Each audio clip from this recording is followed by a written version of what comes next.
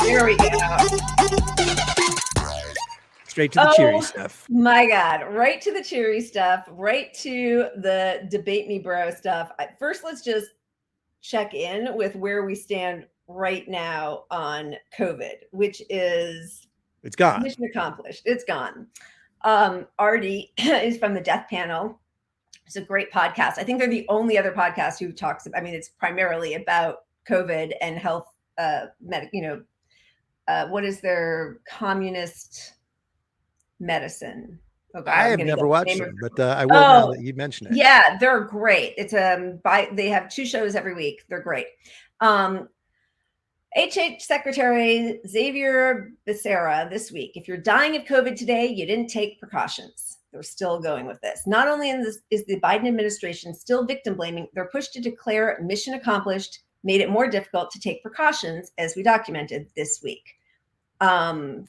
And how they can be blaming people when they know that the vulnerable are going to hospitals where you don't have to wear masks, and hospitals do not have to report people who acquire COVID in their hospitals. Which is insane. I mean, they should be reporting this so that we have some overriding public safety. Like any place that has a certain number of cases should be mandated to report it, and there should be some group that comes in and regulates how you conduct business while you have all these sick people. I mean, this is basic. I mean, this was Trump's health dream, Trump and DeSantis. If you don't count the cases, are there really cases though? And now we're just doing it on a national level. It's insane. So the new variant name just dropped, and it's FU, found in Thailand. Spreading very rapidly. In the Philippines, there's another new variant, FU1, but it doesn't have as catchy a name. FU2 feels appropriate on many levels. Yeah, absolutely. COVID, FU2, Biden Health Administration, FU2, Fauci, FU2. You know, everybody that lied to us about everything, FU2. FU2. All right. So just a really quick reminder. I know everybody knows this. It is airborne AIDS. Let's just really know that it attacks and kills T cells just like HIV, which causes AIDS. Maybe repeatedly infecting our kids with SARS-CoV-2 wasn't such a great idea. It is shocking to me how many people are like, we've already had it. And then they're just done. And people are like, oh yeah, another cold. I mean, it's cold. It's a summer cold. What are you talking about? It's not flu season. It's not cold season. Like, what are we talking about? Well, I mean, they've managed to get the death numbers down, which is partly accurate. They actually did lower, through some of the treatments. But it doesn't mean you don't have debilitating disease that's going to kill you sooner. Right. And I mean, we know the real reason the number's down severely is that they stopped reporting a lot of these numbers. But what people don't know is, this last December, we had the biggest spike during the whole pandemic of hospitalizations. Hospitals were more full than ever this December, just passed. And it's cyclical. We're supposed to have 3 or 4 waves of COVID that spike every year. So we're about to get another summer where the hospitals are full, but now they're full of not COVID, because what we're getting is the after effects of being exposed to, if you want to call it airborne AIDS, but your immune system is out of whack for a long time. Right.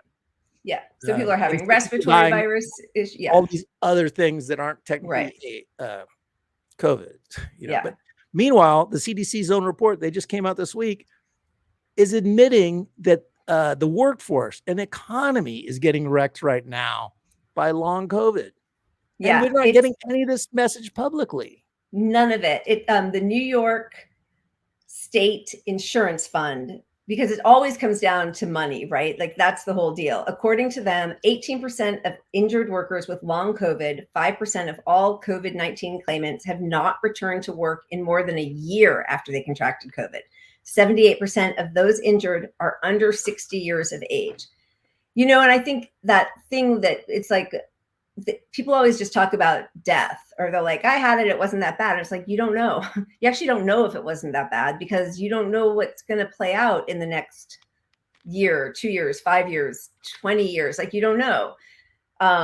So that thing all of this makes it easy for the the people who want to blame something else to blame the vaccine. So they, because then they don't have to keep taking precautions. They can just live their life and not have any peer pressure on them to wear a mask, or at least, take care of their kids, Yeah. I mean, that is the real sadness.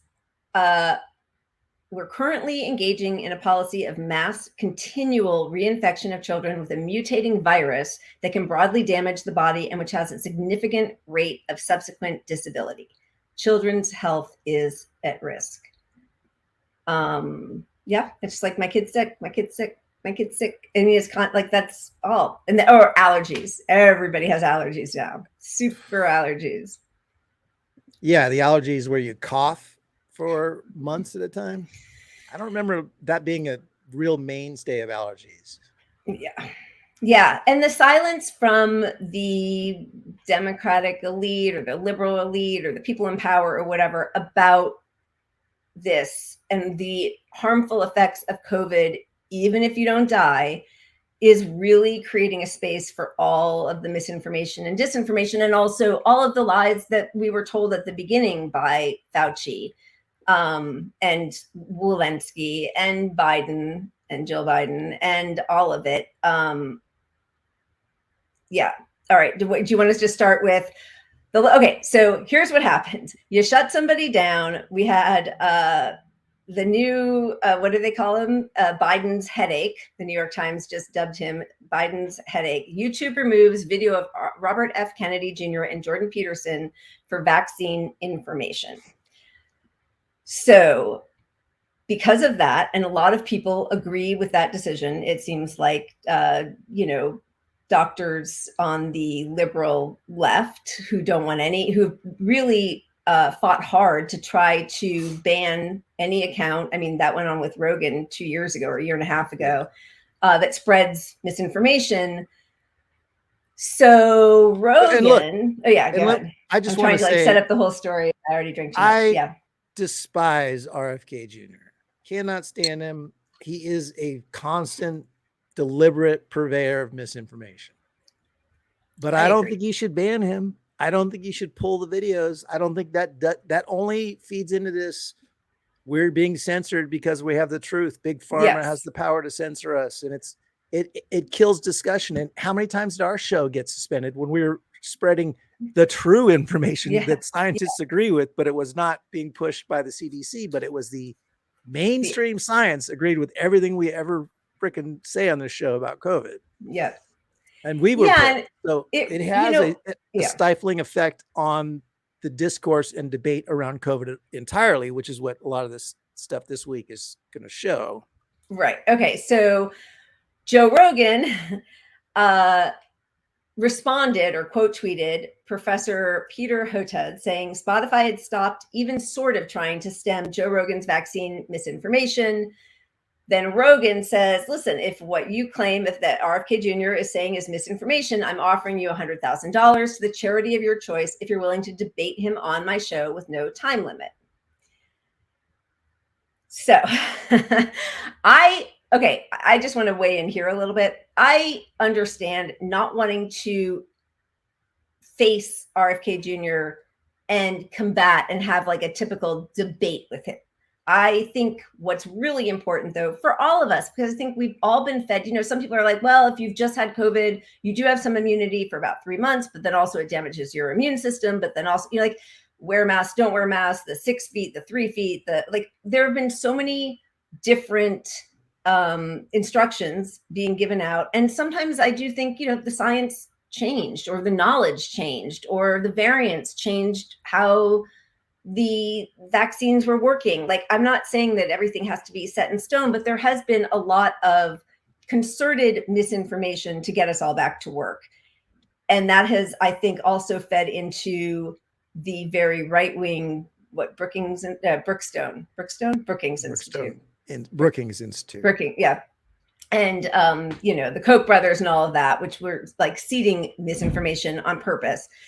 But you have to handle some of this, because when you have somebody like RFK Jr. getting on and being like, listen, in Nigeria, they didn't have a vaccine and they had almost no pandemic. And then there's no rebuttal to that. And you look up their numbers and you're like, okay, they had much many fewer, like by magnitudes, cases.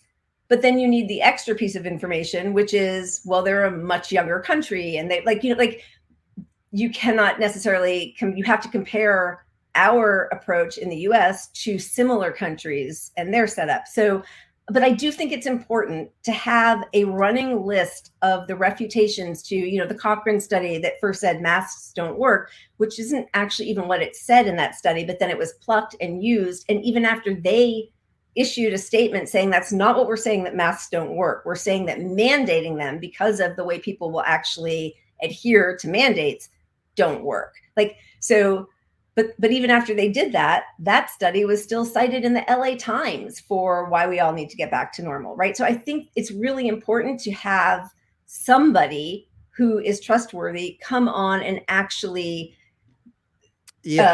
rebut these points.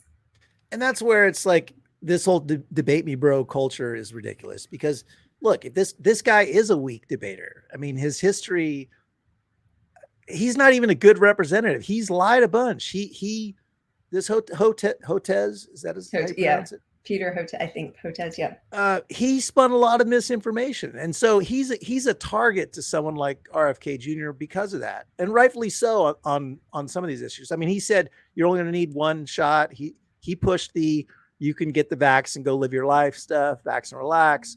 Then he said, oh, you know, you are going to need a booster. And there's video of him changing his opinion on what you need over and over again. He does have some conflicts of interest as well. So the point is, somebody should step up and debate him. There should be a debate of this stuff in public. He needs to be confronted, and not necessarily by just, you know, like Bree, you know, who we'll get to. Okay. But yeah. I mean, so yes, and I totally agree, because what it looks like now and what can be, and maybe, listen, a lot of people are like, why would you debate a lunatic?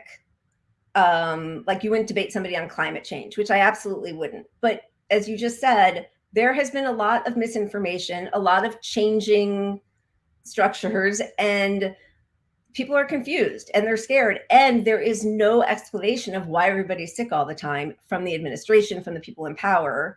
So I do think it's really important for somebody to take this on, right? So, and it should be, you know, somebody, I want to say, who holds our positions, but I mean, our positions are the mainstream scientific positions. So somebody who maybe they're skeptical of all the vaccine, they could recognize the truth about the vaccine being misportrayed to people. You know, somebody trustworthy needs to be in this space arguing these positions. Right. Who doesn't have financial incentives and who is actually following the science. Like everybody, when Trump said we're going to do Operation Warp Speed, all of the scientists who ended up being part of Biden's administration said, we can't do vaccine only. We'll never get rid of this with vaccine only. And then somehow when Biden got there, that became the only thing. So like, we need somebody who's an actual scientist and also who can speak well and eloquently and get to the point quickly. And it's hard. I mean, that's a tall order, right? But I think it's really important to lay out the facts. So, okay, Bree, who I have to say I love, and she is not afraid of getting into uncomfortable conversations. She put out a tweet. I read up on the RFK Jr. autism stuff over the course of a 3-hour train ride, and now I'm ready to debate. Honestly, don't see why folks are so squeamish. He makes a number of specific claims that are vulnerable to probing. This should be a cakewalk for experts. Poor Bree.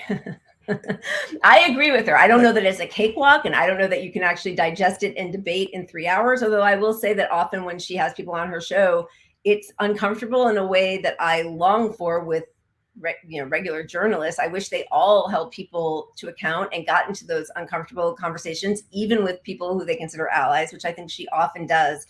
But so then right away, the establishment doctors started having a field day with her. She tagged in a data guy. Do you want to, take over? Yeah. First off, this guy, he went hard at Bree because she tagged him in to these tweets to hopefully provide evidence to debunk RFK, which he did. Right. but then he or she, I don't know.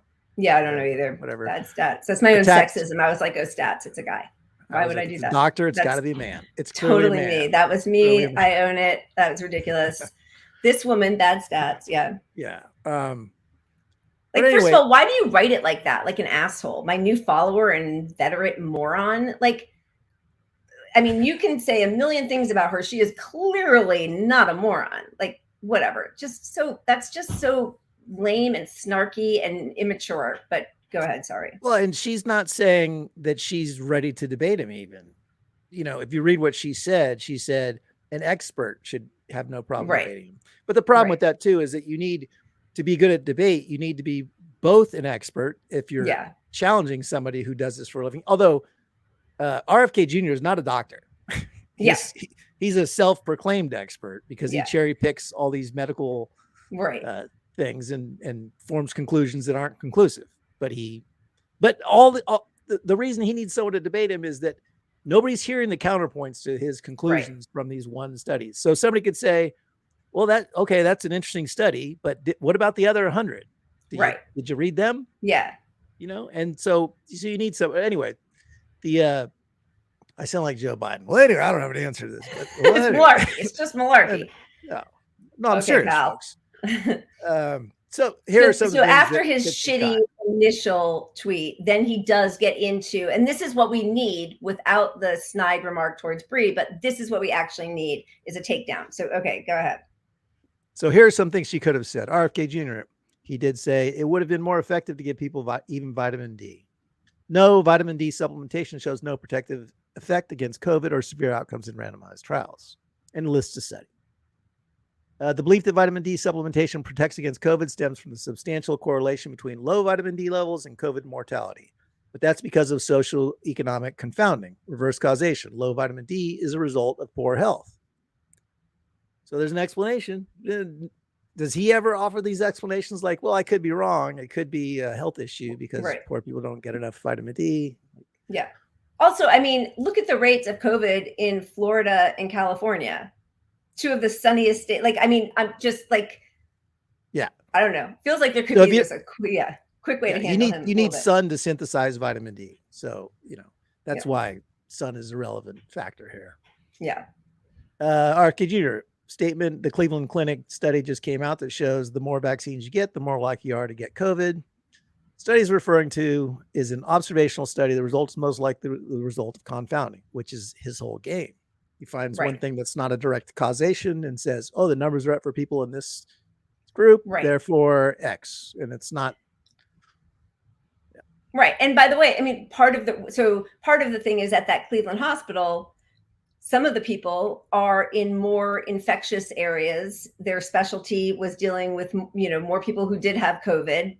And that was revealed if you dig deep into the study. And even in that study, because I did read it, at the end, they say, exactly that. There is no causality. They couldn't see like, oh, because you got a booster, you're more likely to get infected. It was the people who ended up getting the boosters were more concerned because they were dealing with the people who were more infectious, which leads to the chance that you're going to get infected. Because as we all know, the vaccine is your last line of defense, right? Like if you have, you've also got, if you're not like, you've got the true believers that have watched the media. They're like, well, I get vaxxed, I can relax.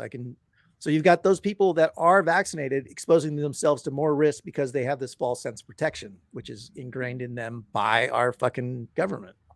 Yep. All right, going on. The vaccines are 60 to 80% effective against severe disease and death.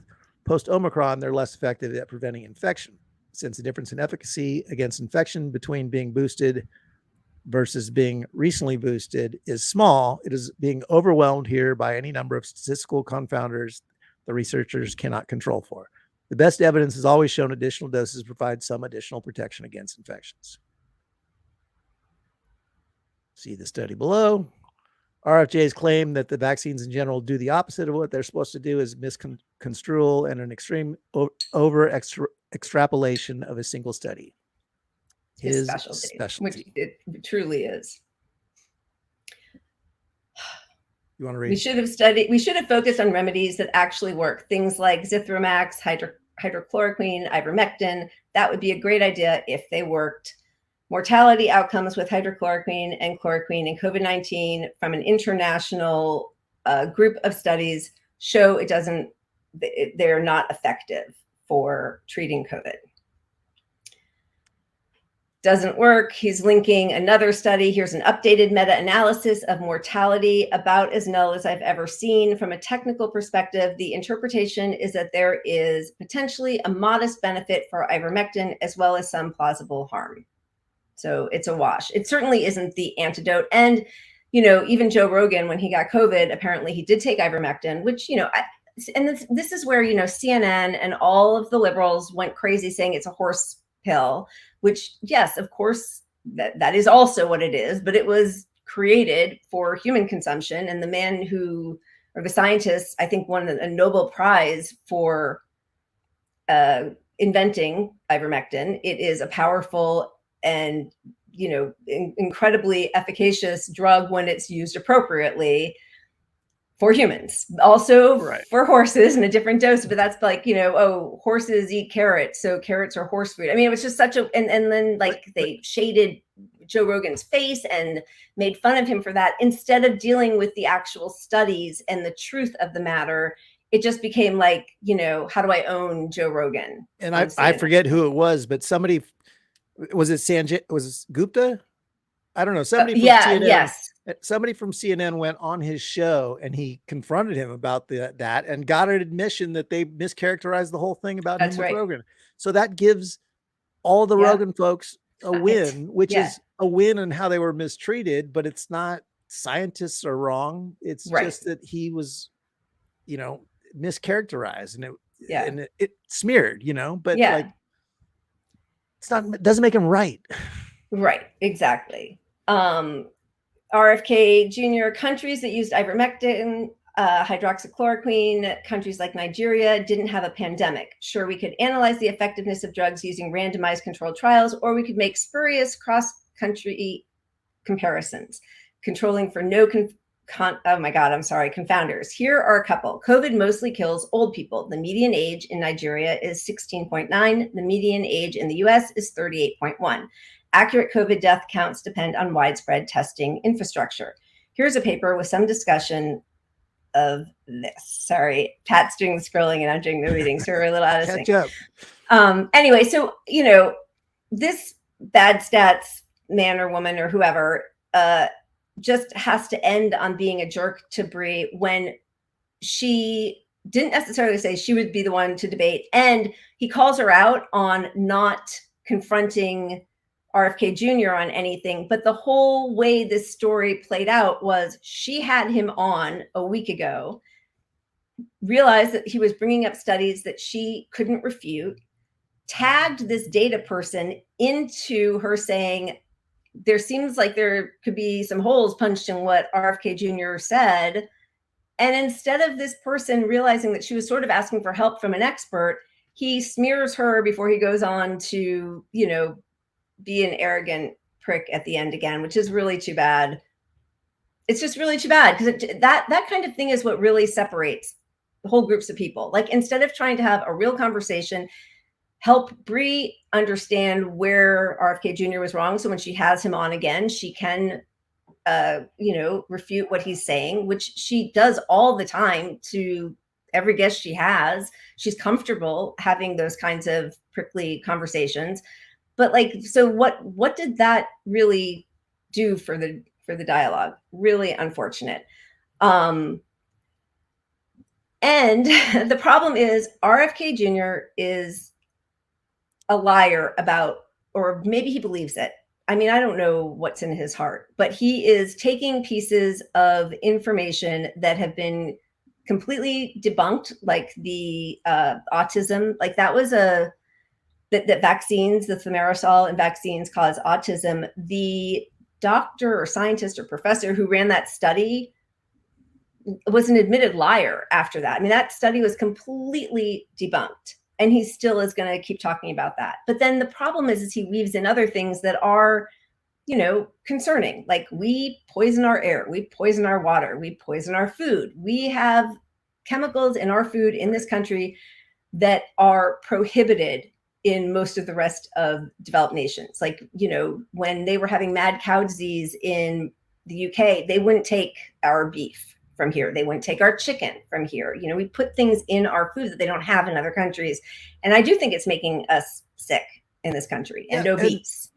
And the truth is, if you're a rational person who somewhat follows any of this stuff, that's a basic fact, that our foods are poisoning us. Our government is poisoning us, the water, but that basic fact allows for people to be susceptible to believe every little thing he says, because you're so convinced that that's true. And it is true that our government is poisonous, that our diet is awful. It's just like the other side of it is when they'll read a study on, pineapple saves you adds 10 years to your life or something, or some vitamin in this new thing is great. And then inevitably, none of that stuff is ever true. The super drugs, super foods, super anything. Yeah. It's your whole diet that needs to be looked at. But anyway, people are susceptible to that because there's an open space here. There's no one.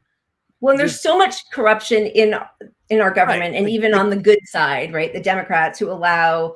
And Big Pharma is so corrupt. Yeah, you're right. I know that. So here is, let me see if I can do this. This is my second time ever sharing a stream. Let me see how I didn't set it up properly. Okay, there we go. Let me get to the top of this. Dana Parrish. This is crazy. So January 2021, a FOIA shows that while the CDC director, NIH, and POTUS, media, etc., barraged us with the message that vax blocks transmission, you're safe, you won't catch, spread the virus, etc., they were already well aware that this was not true. Many died and became disabled because of this lie. I mean, that was a lie. They knew that wasn't true, and they said it. I'm sorry, but that right there should land them all prison time. I mean, that's got to be a crime against humanity. How many people took their masks off, breathed the air, and again, like, saying that vaccines aren't 100% effective is not anti-vaccine. It's pro-science. That is one part of that whole Swiss cheese model that we were all told at the beginning when Trump was in power, that you couldn't be vaccine only. It was really important to still clean the air, ventilate, wear a mask, social distance, test, treat, like all of those things that we've completely taken away. Every part of that, except the one tool they have is the vaccine. That's it. The wall. No prison time, the wall. Sorry, that's for my communist friends. There you go. I think about this thread on post-vax long COVID a lot. One needless tragedy after the next. Who will be held accountable for this? No one. So she is quote tweeting somebody who a year ago or 8 months ago, if you got long COVID after being fully vaccinated and boosted, or got it after a reinfection, not your first infection, what has your case been like? So we were told that you would be immune to getting, like, if you had it, your immune system was boosted. If you were vaccinated, you weren't going to get it. Your long COVID would certainly be less. And what that did was minimize the pain that people were having from, being lied to and getting infected again or getting long COVID, which was completely dismissed. It was well known among many in the scientific community that they didn't block transmission from the beginning as well. There was even a New York Times op-ed about it in August 2020. Oh man, this is just so sad. So, okay, now I've got to do a thing. Sorry, this is me trying to do a different thing. I hate how quickly people, including some very reasonable and smart scientists, jumped on the bandwagon of mRNA vaccines stop transmission. He calls out vaccines. Sorry, wait a second. A vaccine that stops COVID won't be enough. This was from 2020. A vaccine can prevent disease or it can prevent onward spread. Individually preventing disease is the most obvious ask of a vaccine. It is also what is the primary focus when we consider vaccine efficacy. Disease rates in the vaccinated versus unvaccinated. But that just allows people to say, oh, it's a fake vaccine. Right. Because it's not a real vaccine, because what vaccines do is they stop transmission. And yeah, traditionally that's what it does. But if you'd presented this as what it is, what you knew it was at the time, like, hey, you're probably not going to die. Right. because you get this, it prevents acute death in a huge way. Right. And still wear a mask, right? And that's the point, is that people would have, capitalists would have had to pay a little more to keep social distancing. People would have worked remotely a little bit longer than they did. Right. It would have cost the oil companies a little bit of money because people would have not driven their cars to work. Right. And business, real estate, and all that kind of stuff. So just to make sure I'm understanding correctly, aren't the people for whom a vaccine is least likely to work the same people who currently make up the vast majority of those dying from the disease? And we saw, at one point when Will Stancil collected data and said 40% of the people who are dying are vaccinated. And oh my God, liberals just lost their mind on him. Like, how could he say that? That meant he was anti-vax. And what he was saying was, I'm not anti-vax. The rates, you're still way better protected if you've been vaccinated than if you haven't. But if people who believe in science and want to do everything right had not been told, take your masks off and breathe the air because you're vaccinated, it's fine. These people thought they were doing the right thing, and they were still catching COVID and still dying. And 40%, there was almost a full year where 40% of the people dying were fully vaccinated.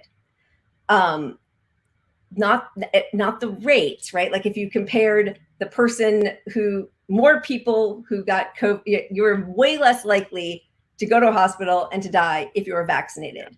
But just the sheer numbers that were dying because more people were vaccinated was startling. And if more people knew that, maybe they wouldn't have taken their masks off so early. Maybe they would have continued to rapid test, so I think all of these, we'd be closer to getting out of this place because fewer variants would have been able to learn and grow. Absolutely. Yeah. So, this is another one. There is no doubt that the reason we have so much COVID in the US right now is because it's gone after those that are unvaccinated and unprotected against it. The vast majority of transmission that is happening in this country is happening among unvaccinated people.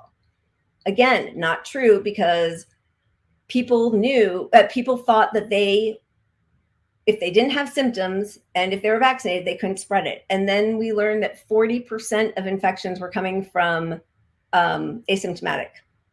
I mean, it just like it was one thing after another. And because there was such a move to protect capitalism and get everybody back to work and act like it was okay and return to normal so that Biden could declare mission accomplished after 800,000 people died under him, there is an enormous void left where people are still concerned and they're not getting answers. And I think that's another really important reason. Again, maybe not to debate the person in person, but to take all of the points that RFK Jr. spouts and refute them one by one so that people really understand what he's saying. And you can even do that on Joe Rogan's show. But I understand not wanting maybe to be opposite RFK Jr. Yeah, but I also think, there's got to be somebody out there that can say, I am the guy standing up for rational science. I'm good at debates. I will have this fight. That person comes up. We will all push him and pressure Joe Rogan publicly and Twitter sphere and whatnot to have that guy on. Yeah. But like putting it all on this one guy who's also, like I said, guilty of a lot of the lies about COVID. Yeah. I just want to say also, like he has, and I think shutting down conversation and anybody questioning, like the lab leak theory, you would get your whole channel taken down at the beginning. And now they're like even the Wall Street Journal and the Washington Post are confirming that, oh my God, yeah, you're right, Devin, it's time. Are confirming that there were 3 scientists who were infected, Wuhan lab scientists who were infected in November 2019. So, but I did just want to say that I do think Peter Hotez has also done some good. And I know he created a vaccine for free that he's given to millions of people. So like, I don't want to put it all on him, but I think anybody saying that we should just pretend that, the tens of thousands of people who are believing misinformation should just be ignored. I just don't think that's the way to go. No, you counter misinformation with information. You don't censor them. Yeah, you drink, and bourbon beats COVID. That, if you learn anything on this show, I feel like it's my vodka, but anything 40 proof. Amen.